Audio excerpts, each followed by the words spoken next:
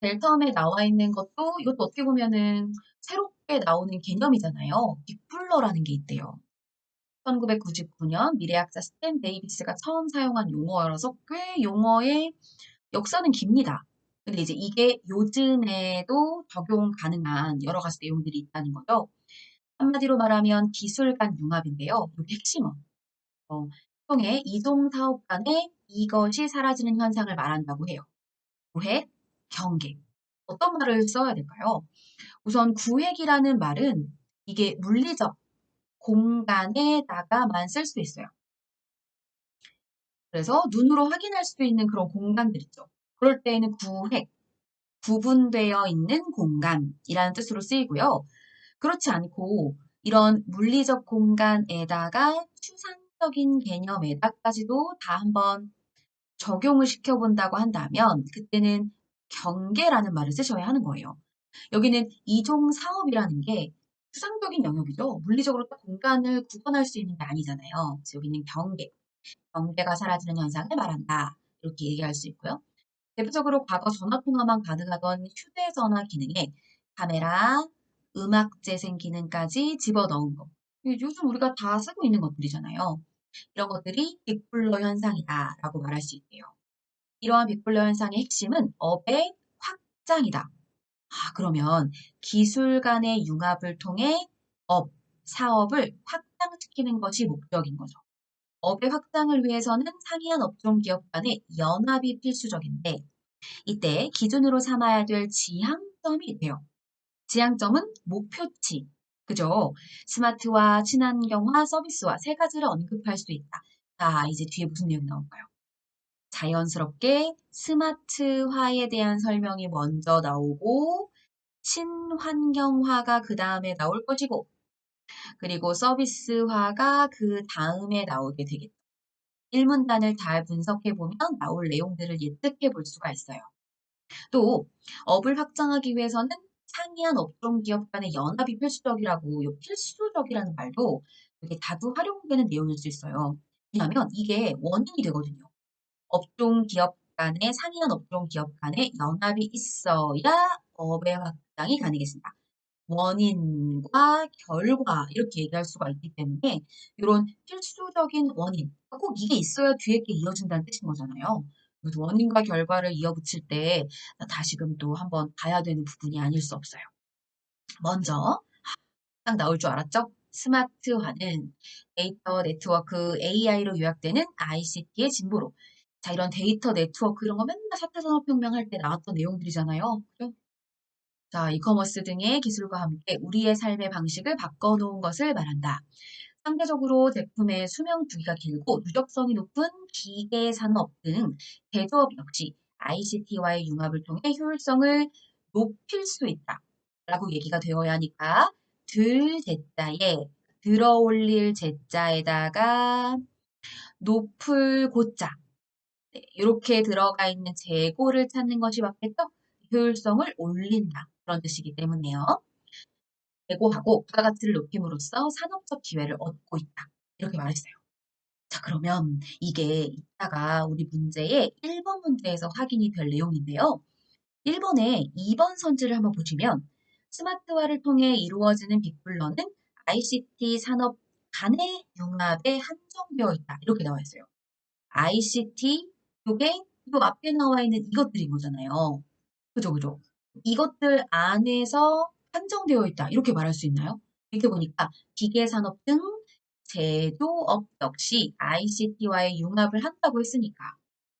그쵸. 그래서 1번에 2번 선지가 여기서 확인이 되는 순간입니다. 계속 읽어볼게요. 하고 부가가치를 높임으로써 산업적 기회를 얻고 있다. 또한 친환경화는 글로벌 환경 규제와 더불어 주력 산업들의 지속 가능성을 위해 논의가 부상하고 있는 이것이다. 그러면 논의가 부상되고 있는 지향점이다. 그래야겠죠. 왜냐면 앞에서도 우리 뭐라고 이야기했냐면 세 가지의 지향점이 있다라고 여기 마지막에 나와 있거든요. 확인되시죠? 그러니까 얘는 지향점이 맞겠죠. 탄소 저감이나 친환경 소재 기술은 더 이상 특정 산업만의 연구 주제가 아니며 항상 이렇게 뭐 A만의 그것이 아니다. 이렇게 말하면 항상 이런 거 포인트되는 거 아시죠? 특정 산업에만 머물러 있는 것이 아니다. 이런 건데요. 이게 또 역시 1번의 5번 선지를 한번 보실까요? 5번 선지. 빅블러에서 친환경화라는 지향점은 특정 산업에서만 요구된다. 틀렸다는 거 확인할 수 있죠. 특정 산업만의 연구 주제가 아니다. 이런 말들, 어떤 특정 영역을 좀 한정지어서 말하지 않는, 혹은 반대로 한정지어서 말하는 이런 지문의 내용들은 선지에서 얼마든지 이리 바꾸고 저리 바꾸고 해서 선지로 활용될 가능성이 높죠. 그래서 기술 간의 새로운 방식의 접목을 유도할 수 있다. 자, 마지막으로 서비스화 가볼까요? 제조 과정뿐 아니라 이런 거 제조 과정 더하기 유통, 판매, 그리고 유지 보수까지 전 주기에 걸쳐서 들어가 있는 게 바로 서비스화라고 말할 수가 있어요. 이런 서비스화는요, 지금 앞에 나와 있는 뭐 유지 보수를 포함하여 여러 가지 서비스와 관련된 내용들을 얘기하고 있는데요. 이런 부분들은 유형이 될 수가 없죠. 무형이겠죠, 무형. 무형의 가치를 창출하는 것을 말한다.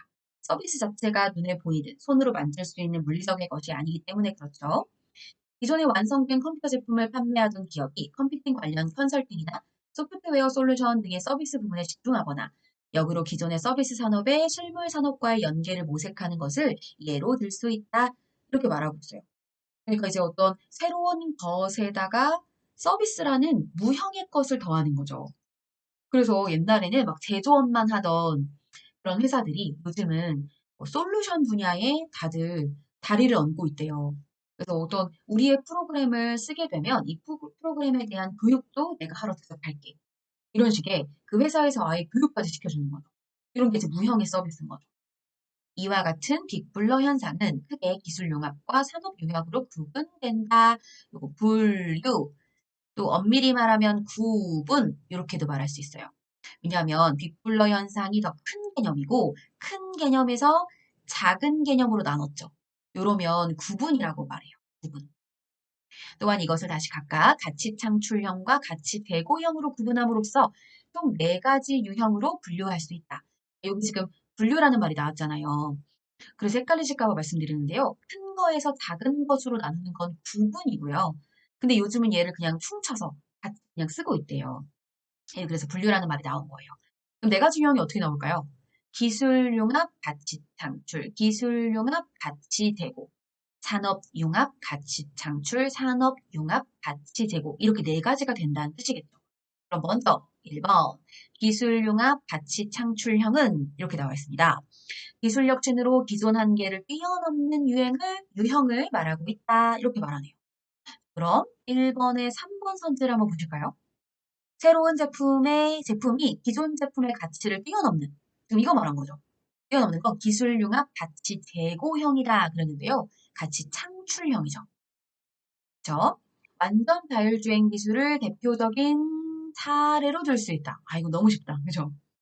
유래는 원인을 찾는 거죠. 그러니까 이 지금 현재 나와 있는 어떤 대상을 찾을 때 그것을 소급하여 위로 올라갔을 때 어디서부터 출발을 했는지를 확인하는 기원을 찾는 거다. 그러면 유래겠지만 이건 예를 찾는 거잖아요. 그럼 사례겠죠. 센서 및 반도체 소재 기술과 인공지능을 통한 상황 인지, 판단 기술뿐 아니라 도로 정보와 또 차량 간의 소통, 제어 기술 이런 걸 결합해서 이전에 구현하지 못한 기술적 지향점을 가능하게 만든 것. 이게 방금 앞에서 이야기했었던 기술 융합 가치 창출이에요. 그럼 말 그대로 기술을 이제 융합해서 그러니까 기술적인 차원을 가져다가 가치를 새롭게 만드니까 가치 창출인 거예요. 그럼 반면에 가치 대고형이라는 두 번째 내용은 기술을 이용해서 이미 있는 가치를 높이는 거라고 해석할 수가 있겠죠. 그래서 여기 보면 기존 제품의 가치를 새롭게 제고하는 이렇게 나와 있어요. 없었던 가치를 만드는 것이 아니라 새롭게 뭐 조금 더 의미 부여를 하는 이런 상황이라고 볼 수 있죠. 석유화학 공정 기술을 바탕으로 생분해성을 감안한 바이오 생산 기술을 융합한 바이오 플라스틱 기술 이런 게 이에 해당합니다. 예를 들었어요. 다음으로 산업 융합 가치 창출. 새로운 가치를 창출하는데 산업을 융합해서 그렇게 만드는 거예요. 이종 산업 간의 제품 또는 서비스 융합을 통해 새로운 수요를 발견해 시장을 창출하는 유형이다. 이렇게 나와 있죠. 시장을 창출하는 것이 어떻게 보면 여기 앞에 나와 있는 1, 2, 그리고 여기 3번, 뒤에 나오는 4번까지. 여기 4번 나오죠? 이것을 몽땅 다 결국은 시장을 창출하는 거잖아요. 네. 가치 제고 왜 하겠어요? 가치 창출 왜 하겠어요? 시장을 창출하는 거예요. 델텀의 빅블러 같은 것도 이종 사업 간의 경계가 사라지면서 업의 확장이다. 이렇게 말했거든요. 그럼 업을 확장시킨다는 건 뭐 내가 돈 자랑하려고 업을 확장시킨다? 아니겠죠. 창출이에요. 시장 창출. 예. 코로나19에 따라 매출이 대폭 감소한 영화관 업계가 스포츠나 오페라를 상영하는 이런 게 바로 가치 창출, 산업 융합 가치 창출이라고 할 수 있어요. 마지막으로 산업 융합한 후 가치 재고형은 산업 간의 융합을 통해서 기존 시장을 강화하는 유형이다. 코로나19로 언택트 라이프 스타일이 일상으로 자리 잡으며 기존 소매와 또 요식업계가 물류업계와 배달업과 융합해 기존 시장이 한층 더 강화된 것을 것으로 왜 이렇게 안 나와요? 이 유형을 설명할 수 있다. 이렇게 말합니다. 관련된 예들이 이제 어떤 코로나19와 마찬가지로 우리가 되게 자주 요즘에도 말하고 있었던 내용들이잖아요.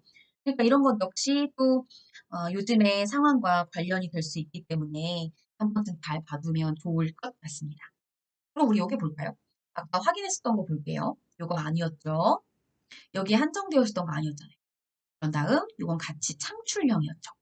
그리고 밑에 보면 특정 산업에서만 요구되는 것도 아니었고요. 그죠? 이종 사업 간의 경쟁, 이 경쟁을 말한 게 아니죠. 융합을 말한 거였죠. 그래서 다 틀리고 1번이 정답인데 사실 1번 요 답을 찾는 게 좀 어려우셨을 것 같아요. 왜냐면 시장 창출 유무에 따라서 다시 구분할 수 있다. 이렇게 얘기를 하니까 이게 정확하게 나오지는 않았었거든요. 그죠, 그죠. 그래서 나머지 것들이 아닌 걸 찾고 그다음에 나머지 하나를 찾는 방법으로 찾으신 분들도 있으실 것 같아요. 네. 근데 이거는 제가 아까도 말씀드렸지만 결국 빅블러는 업의 확장. 그래서 시장을 창출해야 하는데 그 시장 창출이 되고 안 되고가 차이가 있어요. 에이, 시장 창출 반드시 해야 된다면서. 그럼 나 무조건 유겠죠. 네, 근데요, 그 방법에 따라 나눠지는 거예요. 시장 창출이니까 새롭게 만들어지는 거다. 이렇게 생각하시면 얘네들은 모두 가치 창출. 그죠? 근데 시장을 넓히는 거, 이것도 어떻게 보면 시장을 새롭게 막 만들어서 넓히는 것일 수 있으니까 그것도 시장 창출의 하나로 볼 수는 있겠지만 엄밀히 구별하면 얘가 뉴라면 이건 가치 제고형, 있었던 것을 더 넓히는 그런 거라고 할 수 있죠. 그래서 업의 확장에서 가치 창출, 시장 창출의 유무에 따라서 내용이 또 분류가 될 수 있다는 게 이 글의 내용이었죠. 1번 이렇게 정답을 찾으시면 돼요. 아예 아닌 것들을 찾으면서 답을 찾아 나가는 방법도 있지만 내용을 이해하면서 읽다 보면 확인이 되실 것 같고요. 여기는 4번이었죠.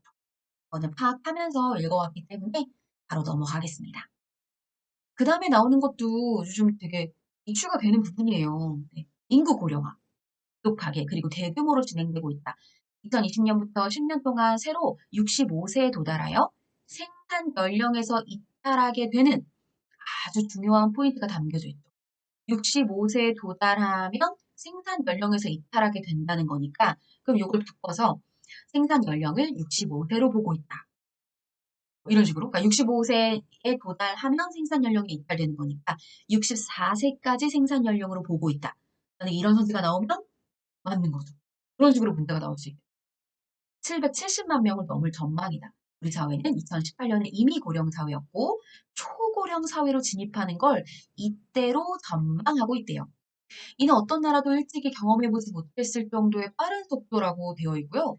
어떤 나라라도 일찍이 경험해보지 못했다라고 얘기한 걸 보면 이게 우리나라가 최초의 이 일을 겪고 있다는 것이라고 정리해서 표현할 수도 있겠죠. 이에 따라 원인과 결과, 이제까지 여러 나라들에서 비교적 서서히 진행되고 있었던 고령화 과정에서 서로 구분되어 완만하게 나타났던 여러 현상들, 그것이 한국에서는 뒤엉키고 비틀어진 형태로 나타날 수 있을 뿐만 아니라 엔드 개념, 급작스럽게 등장할 가능성도 매우 높다. 그럼 이렇게 되면 어떨까요? 되게 더 혼란스럽겠죠. 그 얘기하는 거예요. 즉, 고령화로 인한 여러 현상들의 출몰 시기와 구체적인 모습을 가늠하기 어렵다. 가늠하기 어려우니 또 혼란스럽겠죠. 뭔가 어떤 상황이 펼쳐질지를 알아야 대비를 할 텐데 그게 안 될 테니까요. 이는 우리가 맞이하는 고령시대에 대한 전반적인 대비를 더 이상 늦출 수 없게 하는 절박한 이유다. 전반적인 대비를 해야 하는 정당성, 필요성을 언급한 단락 1문단이었어요. 그렇죠. 그런 다음 대규모 고령인구가 유례 없이 짧은 기간 동안에 갑자기 등장함에 따라 원인과 결과 이들을 복지 지출 등 현재의 방식을 통해서만 모두 흡수하는 것은 사실상 불가능하다. 이런 포인트도 중요하죠. 왜냐하면 불가능한 것은 한계점이니까 그러면 이것을 보완하는 내용이 나오겠구나. 보완책. 그죠? 이게 그러면 이 글의 주제가 될 수 있는 거예요. 한계점을 얘기하고 나면 그것을 보완하기 위한 뭐 완벽한 해결은 안 되겠을 수도 있겠지만 보완하려는 그 어떤 해결책이 이 글의 주제가 될 수 있죠. 다시 말해 한국의 고령화 사회를 노동시장 밖에서 해결하려는 시도는 성공하기 어렵다. 그 얘기는 노동시장 밖이 아니라 안에서 가급적 이들의 노동시장 이탈을 늦추도록 하여 노동시장 내에서 스스로 근로소득을 얻어 자신들의 생활을 영위할 수 있도록 하는 것이 바람직하다. 이를 기본으로 하고 복지를 비롯한 각종 다른 차원의 노력이 여기 추가되어야 한다. 그러면 노동시장 안에서 해결책을 찾고 거기에다가 복지를 추가하자. 복지만으로 하는 게 아니라 이런 생각인 거죠. 그럼 이것도 역시 선제 나올 수 있어요. 노동시장 안에서만 해결책을 찾을 수 있다. 이런 식의 말이 나오면 또 그 틀린 거죠. 왜냐면 복지를 얘기했으니까요. 고령화 문제를 주로 노동시장 내에서 해결한다는 것은 곧 고령 인력들이 고용을 확보해야 함을 의미한다. 노동력은 고용을 통해 근로소득을 얻을 수 있는데 이는 노동을 수요하는 입장, 회사의 뭐 사장님, CEO들을 말하는 거겠죠. 산출물을 생산하여 이윤을 얻기 위해 치러야 하는 노동 비용에 해당한다. 따라서 이것이라고 하더라도 노동시장에서 고용을 확보하여 근로소득을 얻기 위해서는 그에 해당하는 만큼의 가치를 기업에 줘야 돼요. 그러니까 아무리 그냥 고령 인력을 우리가 다시 재취업을 할 수 있게 만들어야겠다. 그게 중요하니까. 아무리 그래도 그 고령 인력들이 회사에 아무런 도움을 주지 못한다면 그거는 잘못된 해결책이라는 거죠. 그러니까 이 고용을 확보할 수 있다. 누가요? 이 누가에 해당하는 게 들어가야 될 거예요. 기억에 그래서 고령 인력이 들어가야겠죠. 위에서 얘기하고 있는 고령 인력이 들어가서 내용이 정리되어야 할 겁니다. 만약 양자 간의 괴리가 발생하면, 즉, 그 사람들이 가치를 창출해주지 못한다면, 고용은 계속될 수 없고, 고용이 소멸되는 것이다. 이렇게 말하고. 고용이 잘 되려면, 일정 부분 가치를 창출해줄 수 있어야 되고, 그러면서, 뭐, 복지로 돈을 주기만 하는 게 아니라, 그 사람들이 스스로 재취업을 해서 돈을 스스로 벌 수 있게 만드는 그런 게 필요하다는 거죠. 그런데 고령 인력의 고용을 효과적으로 확보하기 위해서는 이들이 고령자가 되기 이전부터 노력을 기울여야 된대요. 중요한 포인트죠. 왜냐면 아까 얘기했던 대로 노동시장 안에서 해결하는 게 중요하다면서 기지 보완책으로 나온 거잖아요. 왜냐하면 고령자가 되기 이전에 생애 주된 일자리에서 이탈하게 되면 뭐가 어려울까요? 네, 거기 니은에 보세요. 니은에 재취업. 그러니까 이전부터 아예 나가게 되면 경력 단절이 되니까 재취업이 불가능하죠. 뿐만 아니라 재취업하더라도 자 뒤에서 바로 힌트 나오죠. 항상 우리는요 뭐뭐 할 뿐만 아니라 그리고 앞에 거 받아서 그렇다 할지라도 이런 식으로 나오는 글들 되게 많잖아요. 고용이 불안하고 임금 수준이 훨씬 낮아서서 근로빈곤과 노인빈곤으로 이어질 가능성이 커지기 때문이다. 주된 일자리에서 이탈하지 않고 고용을 계속 유지하기 위해서는 역시 그 일자리에서 받는 수준의 임금만큼의 가치를 창출해야 된다. 그러면 그 가치 창출을 달리 말하면 생산성이라고 말할 수 있다는 거. 어렵지 않으시죠? 그 한 인물이 자기의 그 자리에서 최대한 생산성을 뽑아낼 수 있어야 되는 거예요. 그래서 근로자의 근로소득과 생산성에서의 일치가 일어날 수 있도록 해야 한다. 이렇게 봐야겠죠. 일치. 여기서 말하는 일치는 어떤 그 가격적인 일치를 말하는 것이 아니라 뭔가 근로소득만큼의 예, 근로소득이 이제 돈이기 때문에 어떤 가치라고 얘기할 수 있겠지만 정확하게 어떤 사람의 노동력의 가치를 뭐 사람마다 똑같이 매길 수는 없는 거니까 그 사람에게 이 정도의 돈을 줬을 때에 그만큼의 생산성은 나와야 되니까 그 두 개의 가치의 그 등가가 이루어져야 된다는 거죠. 등가 교환의 법칙 아시죠? 그러니까 똑같은 가격을 줬으면 똑같은 가격을 얻을 수 있도록 해주어야 한다라는 겁니다. 그게 특별히 어떤 가격적인 차원이 아니라 할지라도. 그래서 저는 막 운전하고 가다가 라디오 들은 적이 있는데 라디오에 그런 거 나오더라고요. 66세 재취업을 하신 분인데요. 본인이 했던 몇십 년 동안의 그 일자리를 놓지 않고 전문성을 계속 살려오셨던 거죠. 그러다 보니까 그 전문성을 그대로 살리고 재취업을 할 수 있게 되었다. 여러분도 한번 도전해보세요. 뭐 그런 공익 광고였거든요. 그런 게 요즘 많이 이루어지고 있나 봐요. 다음 네 번째. 자, 이거는 좀 특이해서 가지고 와봤어요. 우리 순서에 맞게 배열하는 거 이야기하는 그런 문제들 많이 풀어보셨잖아요. 논리적 전개 순서. 근데 여기에는 아예 그냥 소제목을 줬어요. 유래에 해당하는 거, 과정, 대처에 해당하는 이 순서를 준 거예요. 그럼 이 항목에 맞춰서 찾으면 되니까 훨씬 쉬워지죠. 앞에 이러한이 있으니까 당연히 그냥 첫 번째 올 수가 없어요. 맞죠? 이러한 행위가 계속되면 피해자는 이러한 심리적 학대에 익숙해지면서 가해자의 생각에 동조하고 공감을 잃고요. 상황 판단도 못해요. 특히 이 과정에서 피해자는 우울증을 겪으며 외상 후 스트레스 장애까지도 겪게 될 수 있대요. 그럼 이거는 뭔지 모르겠으나 아무튼 뭐 유래는 아닐 거고 대처도 아닐 거란 생각은 드시죠. 자, 가스라이팅이구나. 네. 가스라이팅 피해자는 피해자의 기억을 지속적으로, 가해자군요. 가해자는 피해자의 기억을 지속적으로 반박하거나 실수를 과장하는 왜곡을 통해 피해자가 스스로를 의심하게 만듭니다. 또한 피해자의 요구나 감정을 하찮게 여기는 경지행위나 실제로 발생한 일을 잊은 척하거나 부인하는 망박행위를 지속합니다. 예를 들어서 너 너무 예민해. 너 때문에 발생한 문제야. 너의 기억은 잘못된 거야.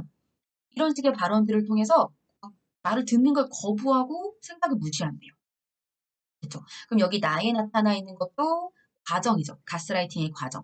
그리고 이러한 걸 계속하면 외상 후 스트레스 장애까지 올 수 있대요. 그러니까 나가 먼저고 가가 뒤에 오게 되는 그런 글의 흐름인 거죠. 그럼 가스라이팅은 타인의 심리나 상황을 교묘하게 조작하여 그 사람이 스스로를 의심하게 만들어 타인에 대한 지배력을 강화하는 행위다. 개념 정의 나왔고요. 개념이 정의된 후에 이게 언제 처음 사용되었는지가 나와요. 네. 가스 등이라는 가스라이트죠. 그것이 연극의 제목이었나 봐요. 그 연극의 내용이 아내를 가스라이팅하고 속이고 정신 착란으로 몰고 가고 그런 거죠. 그래서 그런 정신적 학대를 의미하는데 이후 정신분석가이자 심리치료자인 로빈스턴이 2007년에 처음으로 가스라이팅의 개념을 정립하여 정신적 학대를 일컫는 심리적 용어로 사용하게 되었다고 합니다. 그럼 이거는 유래에 해당하겠죠? 네, 이게 유래. 그러면 제일 처음에 와야 되는 부분이 요거라고 볼 수 있겠네요. 다가 제일 처음에 와야 되는 거구나 이렇게 확인할 수 있고요. 라에서 전문가들은 스스로 피해자라는 사실을 자각하고 있다면 벗어날 수 있다. 얼른 피해자가 의심해보고 그런 생각이 들면 거리를 두래요. 그런 다음에 객관적으로 볼 수 있는 제3자, 조력자에게 피해 사실을 알리고 도움을 받는 게 중요하다. 혼자 해결하려고 하는 건 절대 좋은 해결 방법이 되지 못한다. 이런 얘기를 하고 있습니다. 그래서 유래에 해당하는 게 다에 나와 있고요. 과정이 요 순서대로 나, 가 됐죠. 그런 다음 라까지 해서 대처법까지 나와 있습니다. 4번이 정답이죠. 가스라이팅도 요즘에 되게 많이 나오는 좀 시기적절한 그런 내용이 될 수 있어서 가지고 와봤죠. 네. 이런 개념들이 언제 사용됐었는지 이런 거 저는 되게 몰랐거든요. 근데 여기서 알았어요. 2007년에 심리학 용어로 사용이 됐고 정확하게는 뭐 연극의 제목에서부터 온 말인데 어떤 속임수로 상대방을 정신적으로 지배하려고 하는 현상을 말하는 거구나. 이렇게 좀 애매모호했던 것들을 정확하게 정립할 수 있게 되는 상황이었던 것 같아요. 그래서 비문학을 많이 읽으면 똑똑해지는 것 같은 기분? 5번은 한자 성어. 어찌할까를 모르고 당황할 것입니다. 이렇게 나오죠. 당황하다에 해당하는 게 망지소도라는 두 번째 건데요. 여기 첫 번째 것이 그물망이고요.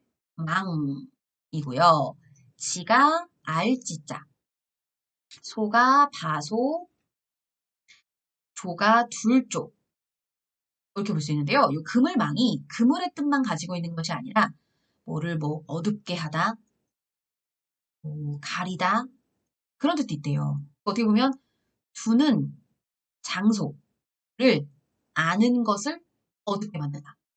그렇게 직역을 하면 그렇게 되는 거죠. 그러니까 이게 둔다는 건 물건을 두다의 뜻뿐만이 아니고 내 머릿속에 어떤 개념을 정립할 때 그 개념을 어디에 둔다라고 표현을 하면 그렇게 둘 다리를 아는 것을 못하게 만드는 거라 당황스러운 상황, 어찌할 바를 모르는 상황이라고 볼 수가 있어요. 되게 생소한 한자성어거든요. 알아주시면 좋겠어요. 동분서주는 굉장히 바쁘게 살아가는 것을 말하고요. 동쪽 갔다가 서쪽 갔다가. 은인다중 같은 경우는 마음속에서 이렇게 은인이 은은 스물은 자, 인은 인내하다, 참을 인자. 네. 그 다음에 스스로 자, 중은 무거울 중자. 왜 우리 자중한다. 아, 들뜨지 말고 자중해 그러잖아요. 여기도 온 말이에요. 그러니까 신중히 생각하다. 들뜨지 않고 신중히 생각함. 이런 뜻이 있어요. 그 다음 백난지중 일백백자 어려울 난자 갈지자. 이 갈지는 항상 뭐뭐 의로 해석이 되거든요. 중은 가운데 중자. 그래서 100가지의 어려운 상황 중 이렇게 보시면 돼요. 그러면 온갖 어려움을 겪고 있는 가운데 온갖 어려움을 겪는 상황을 이야기하는 거죠. 자, 다섯 번째는 초미지급인데요. 초자가 탈초자, 불타다. 미는 눈썹 밑자. 그리고 지, 다시 또 뭐뭐 의. 급은 급할 급자.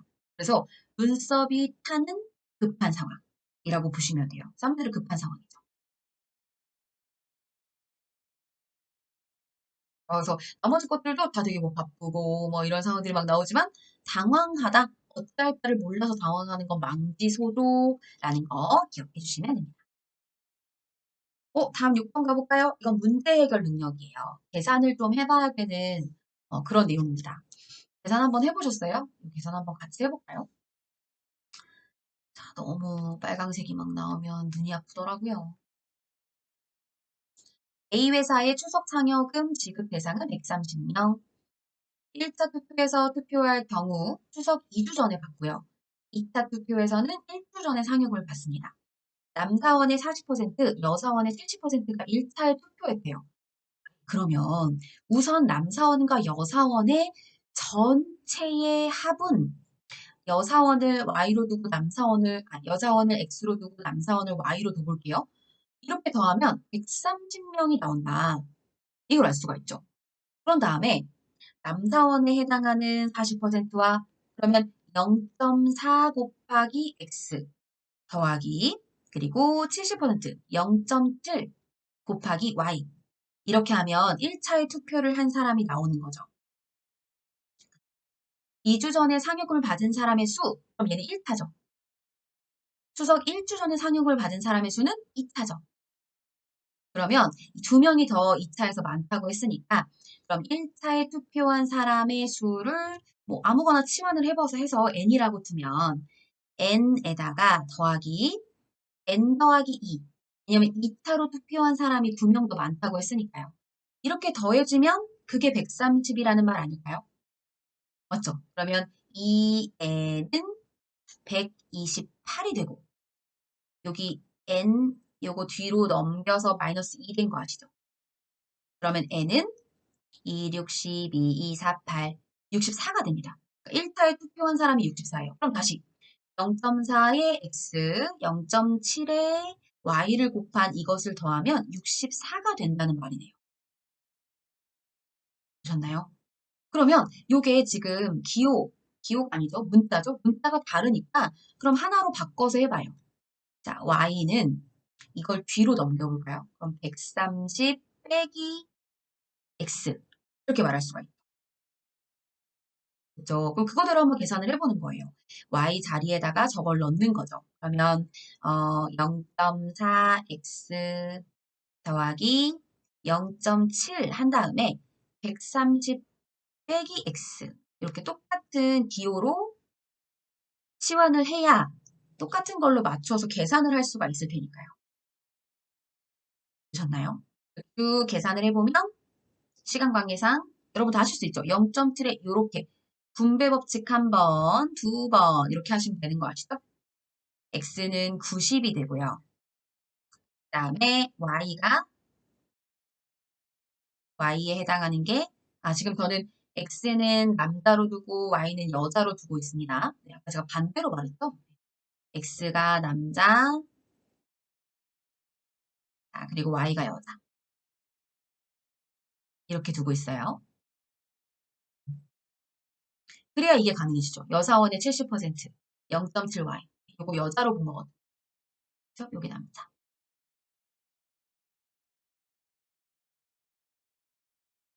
되셨죠? 그러면 Y가 40 이렇게 됩니다. 이렇게 하면 130이 되죠. 됐나요? 그럼 1번 선지. 남사원의 수는 80명이다. 땡, 90명이죠? 그럼 벌써 1번이 틀렸어요. 그렇죠, 그렇죠. 그러면 지금 여기에 나타나 있는 X와 Y의 숫자는 이미 다 나와 있는 상태고, X가 90이고, Y가 40. 그럼 이렇게 되어 있는 상황에서 1차에 투표한 남사원의 수는 90에 40%라고 했으니까 0.4를 곱해주면 36명이 돼요. 맞죠? 그럼 2차에 투표했어요. 1차에 투표한 여사원이 70%래요. 아까 얘기 나왔었죠. 그러면 나머지가 30%. 30%가 2차에 투표를 했다는 거니까 40명 전체에다가 0.3 이렇게 주셔야겠죠. 그래야 12명. 그죠? 여기에 나와 있는 0.7 곱하시면 안 됩니다. 2차니까요. 1차가 70%예요. 2차에 투표한 사원의 총수는 66명이라 했는데요. 이거는 간단하죠. 뭐. 130에다가 1차로 투표한 사람을 빼세요. 그러면 66이 될 테니까 이거는 금방 나오는 부분이라고 할 수 있죠. 나요. 그 다음 5번. 5번이 좀 길었죠. 2주 전에 상여금을 지급받는 사원의 수가 1주 전에 상여금을 지급받는 사원의 수보다 2명 많아지려면 그랬거든요. 그러면 이 얘기는 다시 말하면 뭐냐면 지금 2차가 66이고 1차가 64였잖아요. 그럼 이거 두 개 바꾸면 된다는 뜻이에요. 맞죠? 1차가 66이 되고 2차가 64가 되면 2명 차이가 또 나니까요. 네. 그러면 남사원의 40%, 여사원의 75%가 1차에 투표하게 된다. 이렇게 나옵니다. 그러면 이거대로 한번 해보죠. 아까 X에 해당하는 게 90이었으니까 90 곱하기 0.4 더하기 40명 곱하기 0.75 여기 75%니까 0.75죠? 자, 그렇게 하면 36 더하기 30이 되고요. 그러면 66 이렇게 됩니다. 그러니까 우리가 아까 얘기했던 대로 1차가 66이 되면 되는 거잖아요. 그게 이렇게 계산했을 때 나오는지 보면 되는 거예요. 그렇죠? 그래서 1차가 66이 되고 2차가 64가 되는 상황. 자, 그건 1차에 40%, 75%의 투표 치가 나와야 가능한 것이다. 이렇게 확인할 수 있습니다. 그러니까 여기 정답은 1번이 잘못됐구나. 이렇게 확인할 수 있죠. 80명이 아니라 90명이죠?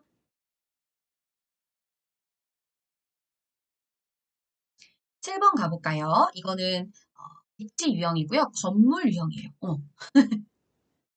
건물을 어머 예쁘게 그리고 싶었으나 5개의 부서가 위치하고 있고요. 여기는 이렇게 5개 만들어주시면 돼요. 어, 자, 나와 있는 부서가 이러하고요. 한 개의 부서가 한 개의 층을 사용합니다. 기획부는 짝수층을 쓴대요. 그럼 짝수층에 해당하는 건 2층 아니면 4층. 영업부는 홀수층. 홀수층이니까 1층, 3층, 5층 이렇게 됩니다. A부터 E 중에 B보다 높은 층에서 일하는 사람과 또 낮은 층에서 일하는 사람의 수가 같다. 우리 이거 예전에 캠스터디 할 때 배웠던 거 기억나세요?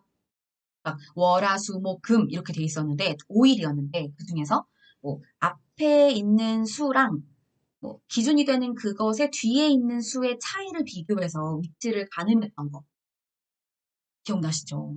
이거 뭘까요? B보다 높은 층에서 일하는 사람과 낮은 층에 일하는 사람의 수가 같으려면 B는 어디에 들어와야 돼요?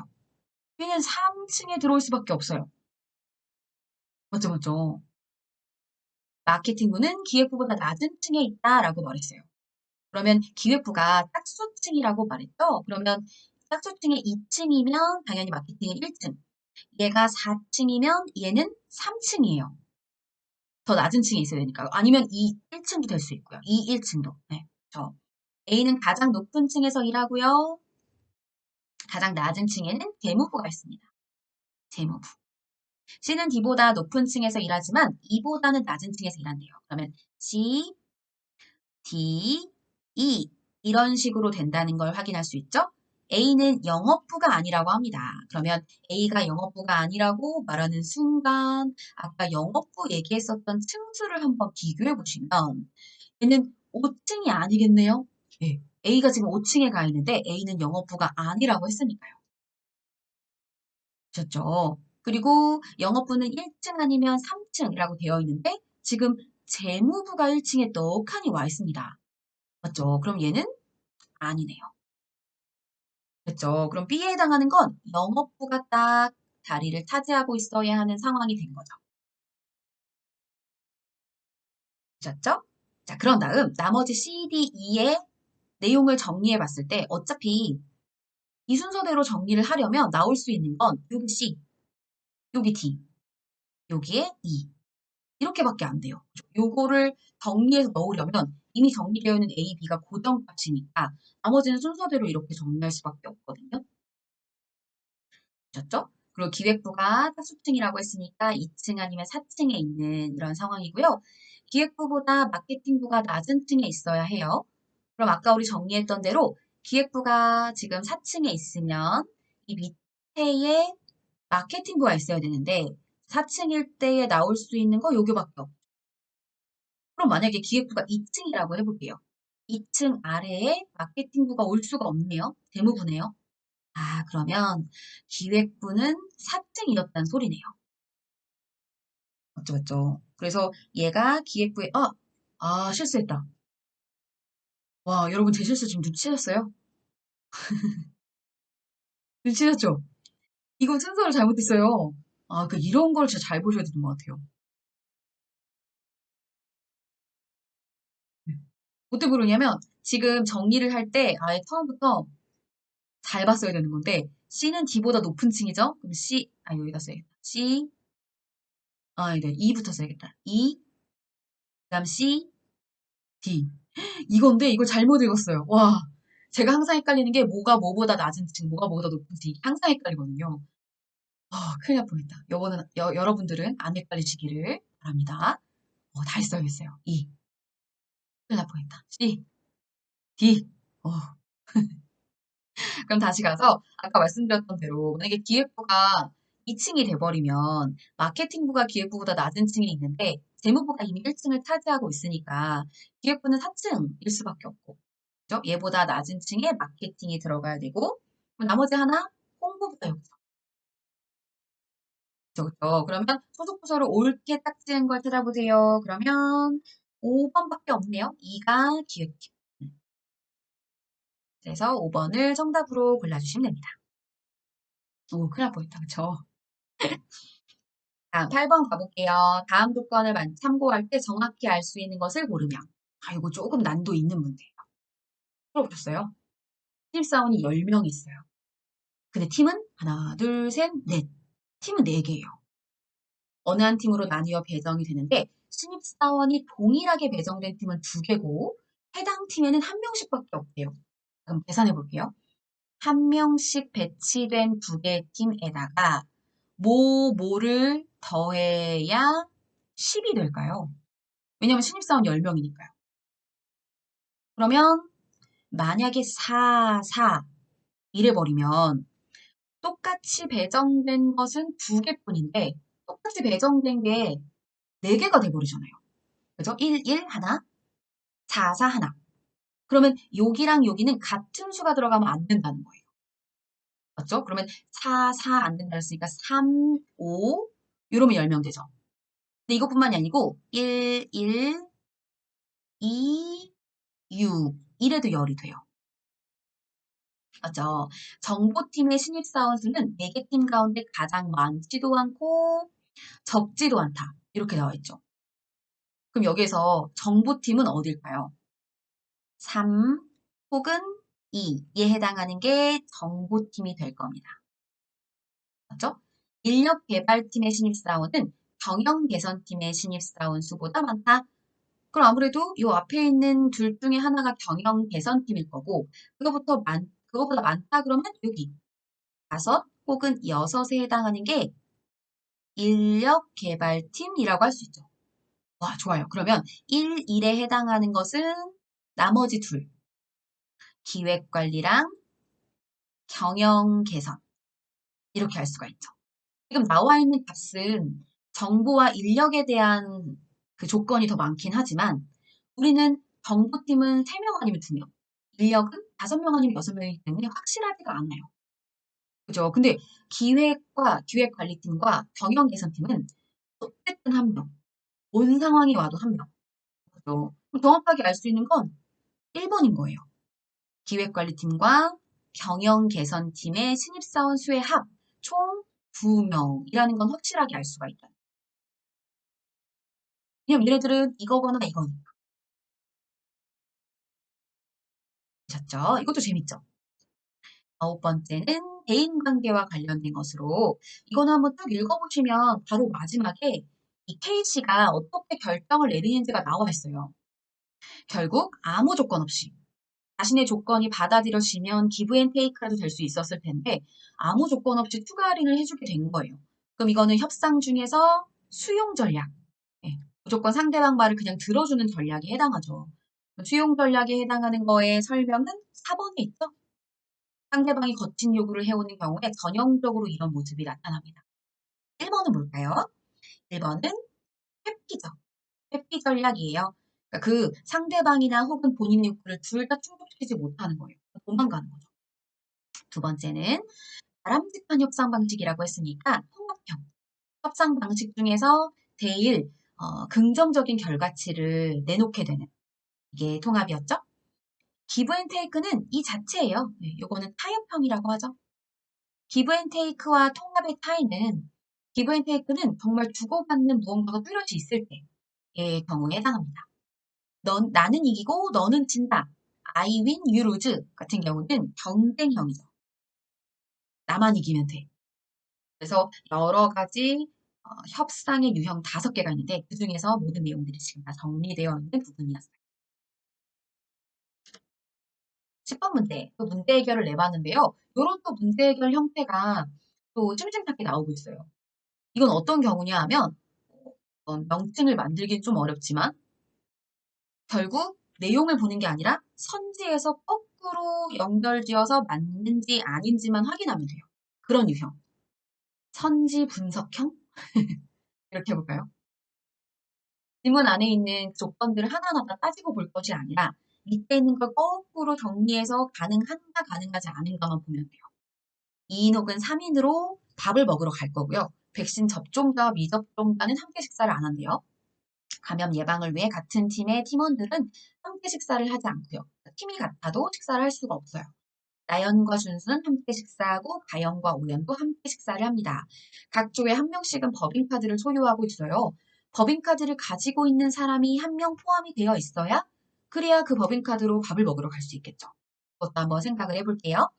가영과 오현이 있습니다. 그러면 가영은 백신 접종이 안 했어요. 오현은요? 안 했어요. 그럼 둘이 같이 가는 게 맞죠. 팀도 안 겹쳐요. 그리고 여기에 가영이가 법인카드를 갖고 있으니까 가능합니다. 자, 나연이 백신 접종했어요. 그럼 준수, 철원이가 다 백신 접종을 해야 돼요. 준수, 철원이 다 했죠. 회계, 영업, 그리고 마케팅 안 겹쳐요. 또 나연이가 법인카드를 가지고 있으니까 가능합니다. 다은이 백신 접종 안 했네요. 그럼 문호도 안 해야 되고 병철이도 안 해야 돼요. 또 여기 안에서 지금 문호가 법인카드를 갖고 있어요. 가능하죠. 팀도 다시 보세요. 팀도 안 겹칩니다. 라이 백신 접종했어요. 그러면 밑에 나오는 선호도 했었어야 돼요. 맞죠? 회계 영업 안 겹치고요. 선호가 백신이래 자꾸. 법인카드 갖고 있으니까 가능합니다. 다은이가 백신 접종 안 했죠? 병철이도 안 했어요. 오연이도 안 했어요. 여기에 마케팅, 그리고 병철이 영업, 오연이 마케팅. 아, 같은 팀이네요. 안 되네요. 그렇죠. 그리고 뿐만 아니라 이렇게 확인해 봤더니 법인카드도 없어요. 이들은 같이 밥을 먹을 수 없다. 이렇게 정리하시면 되겠습니다. 이런 부분도 재밌죠. 이때 선지에서 바로 그냥 올라가서 맞는지 아닌지만 확인하면 되는 그런 문제였어요. 어렵지 않으셨죠?